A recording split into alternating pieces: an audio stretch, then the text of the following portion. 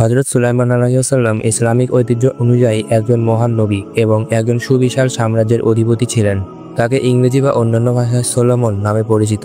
হযরত সুলাইমান আলাইহিস সালাম ছিলেন হযরত দাউদ আলাইহিস সালামের পুত্র এবং তার সময়ের সবচেয়ে প্রভাবশালী এবং যোগ্য শাসক। তিনি একজন মহান বিচক্ষণ রাজা এবং আল্লাহ নির্দেশিত পথ অনুসরণকারী নবী ছিলেন। তার জীবনাবলী ইসলামের ইতিহাসে অত্যন্ত গুরুত্বপূর্ণ। হযরত সুলাইমান আলাইহিস সালামের জন্ম হযরত দাউদ আলাইহিস সালামের সময়ে। হযরত দাউদ আলাইহিস সালাম ছিলেন ইসরায়েল জাতির রাজা এবং তার পুত্র সুলাইমান আলাইহিস সালাম ছিলেন তার উত্তরাধিকারী। হযরত সুলাইমান আলাইহিস সালামের জন্ম তার বাবা হযরত দাউদ আলাইহিস সালাম এর রাজত্বকালেই হয়েছিল। তবে তার ক্ষমতা গ্রহণের পর তাকে তার বাবার রাজ্যের উত্তরাধিকারী হিসেবে পূর্ণ অধিকার দেয়া হয়। তার জন্মস্থান ছিল ইসরায়েলের ভূখণ্ড, তবে তার জীবন ও কর্মের বেশিরভাগ সময় ছিল পৃথিবীর বিভিন্ন স্থানে। হযরত সুলাইমান আলাইহিস সালাম নবী হিসেবে গৌরবময় জীবন কাটিয়েছেন। আল্লাহ তাআলা তাকে নবুয়ত দান করেন এবং তার কাছে অনেক শক্তি ও ক্ষমতা প্রদান করেন। ইসলামী বিশ্বাস অনুসারে হযরত সুলাইমান আলাইহিস সালামকে বহু ধরনের ক্ষমতা দান করা হয়েছিল, যা অন্য কোনো নবী বা ব্যক্তি পেয়েছিলেন না। তার অন্যতম গুরুত্বপূর্ণ ক্ষমতা ছিল তিনি পশু পাখি, জিন এবং অন্যান্য সৃষ্টি নিয়ন্ত্রণ করতে পারতেন। তার কাছে ছিল অদ্ভুত এক জ্ঞান এবং তিনি অতি যোগ্যভাবে তার দেশের শাসন করতেন। হযরত সুলাইমান আলাইহিস সালাম এর রাজত্ব ছিল খুবই সমৃদ্ধ এবং শান্তিপূর্ণ। তিনি তার দেশের জনগণের জন্য সুবিচার প্রতিষ্ঠা করেছিলেন এবং ন্যায়ভিত্তিক রাজনীতি অনুসরণ করতেন। আল্লাহ তাআলা তাকে একটি শক্তিশালী সাম্রাজ্য প্রদান করেছিলেন, যার মধ্যে বিভিন্ন জাতি এবং উপজাতি ছিল।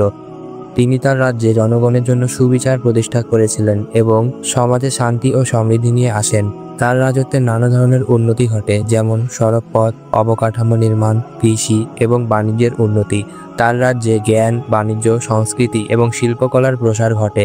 হযরত সুলাইমান আলাইহিস সালাম এর একটি অন্যতম বৈশিষ্ট্য ছিল তার অসাধারণ জ্ঞান। তিনি পবিত্র কোরআনে আল্লাহ তাআলার কাছ থেকে অসীম জ্ঞান ও বিজ্ঞানের শিক্ষা পেয়েছিলেন। হযরত সুলাইমান আলাইহিস সালাম পশু পাখি এবং অন্যান্য জীবজন্তুর ভাষা বুঝতে পারতেন এবং তাদের সঙ্গে আলাপ করতে পারতেন। তিনি জিনদেরও নিয়ন্ত্রণ করতে সক্ষম ছিলেন এবং আল্লাহ তাআলা তাকে পৃথিবী ও আকাশের সব সৃষ্টির ওপর জ্ঞান দান করেছিলেন।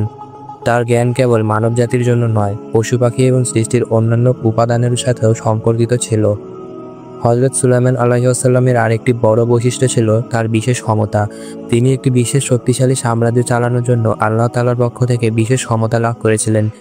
একদিকে তিনি পৃথিবীর বিভিন্ন শক্তিশালী রাজ্য এবং জাতির সাথে মিত্রতা প্রতিষ্ঠা করেন, অন্যদিকে তিনি আল্লাহর বিধান মেনে দেশ পরিচালনা করতেন। হযরত সুলাইমান আলাইহিস সালামের কাছে ছিল এমন এক শক্তিশালী বাহিনী যা পশু, পাখি এবং জিনদের নিয়ে গঠিত ছিল। তার বাহিনী ছিল অত্যন্ত দক্ষ এবং সংগঠিত, যার মাধ্যমে তিনি তার শাসনকালের মধ্যে শান্তি ও সমৃদ্ধি নিশ্চিত করতে সক্ষম হয়েছিলেন। হযরত সুলাইমান আলাইহিস সালাম এর বিচারের কাহিনীগুলি পবিত্র কোরআনে বর্ণিত আছে। তার বিচারের মধ্যে একটি বিখ্যাত কাহিনী রয়েছে, যখন দুটি মহিলার মধ্যে একটি শিশুর অধিকার নিয়ে বিরোধ হয়েছিল। এক মহিলার দাবি ছিল যে শিশুটি তার, আর অন্য মহিলার দাবি ছিল যে শিশুটি তার। হযরত সুলাইমান আলাইহিস সালাম বিচারের মাধ্যমে খুবই বিচক্ষণতা এবং ন্যায় বিচারের সাথে সমস্যার সমাধান করেন। তিনি শিশুটিকে কাটাকাটির মাধ্যমে ভাগ করার প্রস্তাব দেন, তবে যিনি প্রকৃত মা ছিলেন তিনি শিশুটিকে পরিত্যাগ করতে রাজি হন না। ফলে হযরত সুলাইমান আলাইহিস সালাম শিশুর প্রকৃত মায়ের পরিচয় খুঁজে বের করেন। হযরত সুলাইমান আলাইহিস সালামের ওফাত অনেকটা অদ্ভুতভাবে হয়েছিল। তিনি দীর্ঘকাল রাজত্ব করার পর আল্লাহ তাআলা তাকে মৃত্যুর মুখে পরিণত করেন।